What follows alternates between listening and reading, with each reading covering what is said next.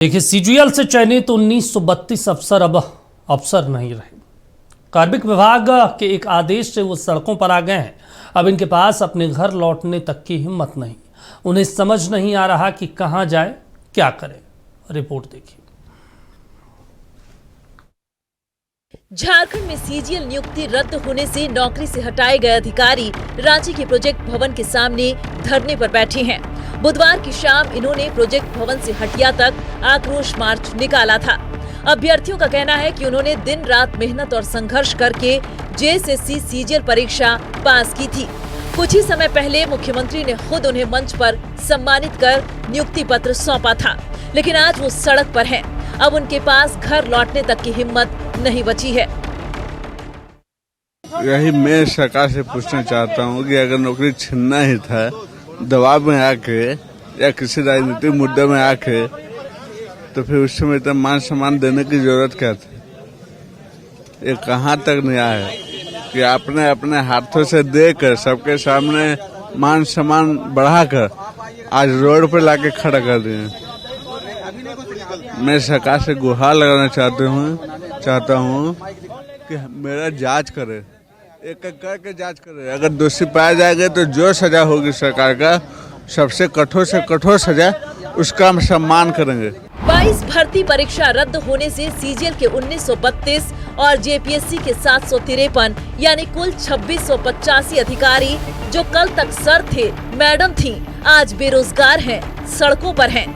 इनमें से कई अभ्यर्थी बेहद गरीब परिवार से हैं। कई तो ऐसे हैं जिन्हें परिवार और समाज में कामयाबी की मिसाल के तौर पर अब तक देखा जा रहा था।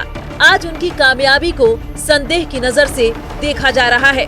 सरकार की अधिसूचना ने गेहूं में घुन की तरह पिसे इन अभ्यर्थियों के सिर्फ नौकरी नहीं छीनी, बल्कि उनके दामन को भी दागदार बना दिया है।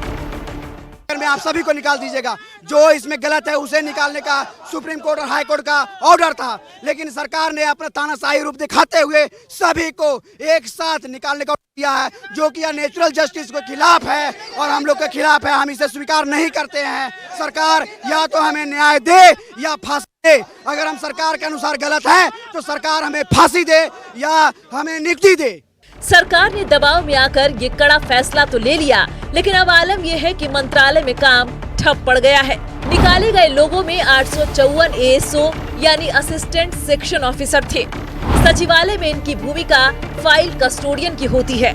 विभाग में यही फाइलों को बढ़ाते हैं। इनकी बर्खास्तगी से सचिवालय में फाइलों का मूवमेंट ही रुक गया है। 11वीं और 13वीं जेपीएससी के 342 गैजेटेड ऑफिसर भी बगैर सुनवाई के देश के इतिहास में पहली बार बर्खास्त हो गए हैं। इनमें 207 राज्य प्रशासनिक सेवा, 35 पुलिस सेवा, 56 वित्त विभाग और 44 अन्य गैजेटेड ऑफिसर हैं। राज्य में पहले से ही डिप्टी कलेक्टर के 250 और डीएसपी के 35 पद खाली पड़े हैं। बर्खास्तगी के बाद राज्य में करीब 460 डिप्टी कलेक्टर और 70 डीएसपी के पद खाली हो गए हैं। जाहिर है, इससे राज्य की विधि व्यवस्था पर नया संकट सामने आ गया है। हम लोग बहुत ही मानसिक दबाव में हैं और हम सब कहीं ना कहीं हम सब पर हमारे परिवार आश्रित हैं। बहुत लोगों के बूढ़े माँ बाप हैं, बहुत लोगों के पीछे उनके बच्चे हैं। बिल्कुल 7-8 महीने अलग अलग जगहों पे सब सेटल हो रहे थे। अभी हम लोग का सामूहिक निर्णय होगा कि हम लोग हाई कोर्ट की ओर रुख करेंगे। और लेकिन आप लोगों को कोई प्लान नहीं है ऐसा? नहीं, प्लान है, प्लान तो है ही, लेकिन एक साथ मिलके हम लोग सामूहिक रूप से डिसाइड करेंगे कि आगे का क्या करना है। जब तक सब मिलेंगे नहीं तब तक हम लोग अभी कुछ नहीं कर सकते हैं। आंदोलन जो है वो कंटिन्यू चलते ही रहेगा जब तक सरकार हम लोग की बात ना सुने। जब तक हम लोग को पूर्ण तरीके से न्याय नहीं मिलती है तब तक हम लोग आंदोलनरत रहेंगे। और जहाँ तक रहे कि हम लोग को रद्द करने की बात, अगर मैं गलत हूँ तो सरकार मेरी जांच करे, और जांच में अगर मैं दोषी पाया जाता हूँ तो सरकार की जो इच्छा करे हमारे खिलाफ वो कर सकती है। सब हम लोग के साथ अन्याय हो रहा है, ठीक है। हम लोग यही चाहते हैं, हम लोग जो भी हो जांच कीजिए। हम लोग जांच के लिए अगर सीआईडी अगर सरकार नहीं बुलाती तो हम लोग खुद आए हैं, लीजिए हम लोग को जांच कीजिए, है ना। हम लोग बहुत तरीके से डीवी के लिए हम लोग को बुलाया गया था इंडिविजुअली, उसी तरीके से हम लोग को इंक्वायरी की पूरी तरह से सपोर्ट करेंगे। हम लोग के साथ न्याय होना चाहिए। हम लोग के पास और कोई विकल्प नहीं है। सीजीएल कर्मियों की मांग है कि अगर परीक्षा में गड़बड़ी हुई है तो उसकी निष्पक्ष जांच कराई जाए और दोषी पाए जाने वालों पर कार्रवाई हो, लेकिन बिना व्यक्तिगत जांच के पूरी भर्ती रद्द नहीं की जाए। सरकार से निराश होने के बाद अब हाई कोर्ट पर ही उनकी आस टिकी है। सरकार के फैसले के खिलाफ हाई कोर्ट में 3 याचिका दायर हुई हैं, क्योंकि ये बर्खास्तगी बगैर सुनवाई की हुई है। लिहाजा पूरी संभावना है कि अदालत इन रिट याचिकाओं को लिस्ट करेगी और राज्य सरकार को अपना पक्ष रखने के लिए चंद हफ्तों की मोहलत देगी। नक्षत्र न्यूज के लिए महक मिश्रा की रिपोर्ट। चलिए, इस पर ज़्यादा जानकारी के साथ बातचीत करने के लिए हमारे पॉलिटिकल एडिटर नीतीश रंजन जी लाइव जुड़ रहे हैं प्रोजेक्ट भवन से। नीतीश जी, अब ऐसे पदाधिकारी जो बर्खास्त हो चुके हैं, कल तक पदाधिकारी थे, सरकार की नुमाइंदगी कर रहे थे, सरकार के कामों को आगे बढ़ा रहे थे, आज वो एक झटके में बेरोजगार हो गए, उनके पास अब अगला कदम क्या बचता है? देखिए, अगला कदम जो है वो न्यायालय का है, जहां इनको न्याय मिलने की भारी उम्मीद है। ये जिनसे भी बातचीत हो रही है, जिन भी अभ्यर्थियों से, वो साफ कर रहे हैं कि हमें जो है न्यायालय पर पूरा भरोसा है और न्यायालय निश्चित रूप से हमारे साथ न्याय करेगा। अभी देखिए, मैं जहां खड़ा हूं, आप सोच रहे होंगे कि भाई अचानक ये ऑटो के पास क्यों खड़े हैं। आप इस ऑटो को दिखाएं एक बार, क्यों खड़े हैं उसकी कहानी बताते हैं। चूंकि हम जब यहाँ पर खड़े थे तो ये भाई साहब आए और इन्होंने कहा कि ऐसा है कि मैं कुछ बोलना चाहता हूँ। मैंने कहा क्या बोलेंगे आप, तो इन्होंने क्या कहा वो खुद सुनिए आप।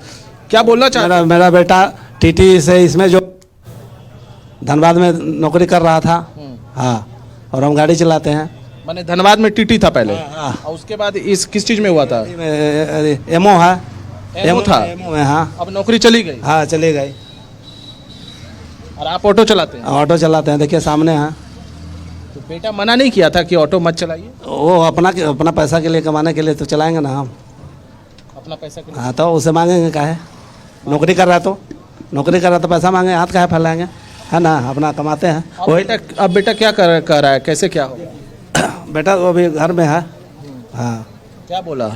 अब तैयारी करेगा आगे की? अब देखिए कोर्ट में केस होगा। हाँ, कोर्ट दिया ना है, कोर्टे ने नौकरी दिया था, तो केस होगा कोर्ट में। पढ़ाने में उसको कितनी परेशानी हुई थी आपको? बहुत परेशानी हुआ है, बहुत परेशानी हुआ है।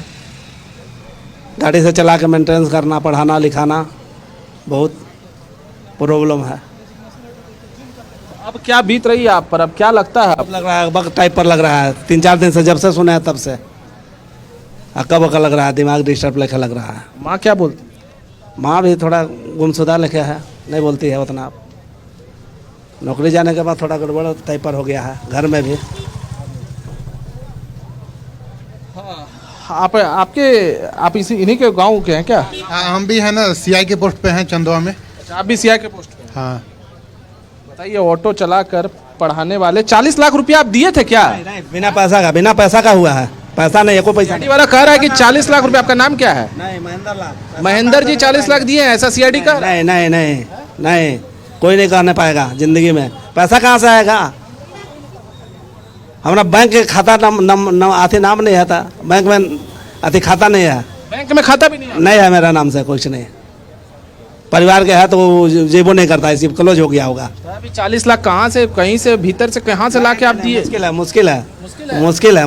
ऐसा नहीं, पढ़ाई लिखाई में तो ओके है। वो जो चाहे। पॉकेट में कितना पैसा है आपका? अभी पॉकेट में कितना पैसा है? जो चाहेगा वो निकाल लेगा।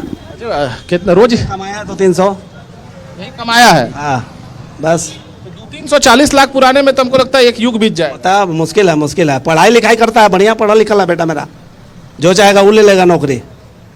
रेलवे में मजदूरी में चल गया था, फिर इसमें आया तो इसमें अच्छा लगा तो इसमें आ गया, उससे अच्छा लगा इसमें। अफसोस हो रहा होगा काहे लिए यहाँ नौकरी? अफसोस होता है? हाँ, तो दोनों तरफ से न चला गया सर। आपने सुना 40 लाख वाले, आप बताइए 40 लाख ही दे नहीं पाएंगे। सीआईडी वाला कहता है 40 लाख दिया। अभी हम वर्तमान में जिस पोस्ट पे अभी आए हैं, ठीक है, इससे पहले हम रेलवे में थे। अभी 45,000 का है ना, वहाँ सैलरी छोड़ के अभी इस पोस्ट में हम आए हैं। अब आज के डेट में अभी 5,000 कमाने लायक भी नहीं रहे हम। अब हम कहाँ जाएंगे? वापस भी नहीं लौट पाएंगे। अब कहाँ जाएंगे हम रेलवे छोड़ के आए हैं। रेलवे में इनको भी नौकरी था।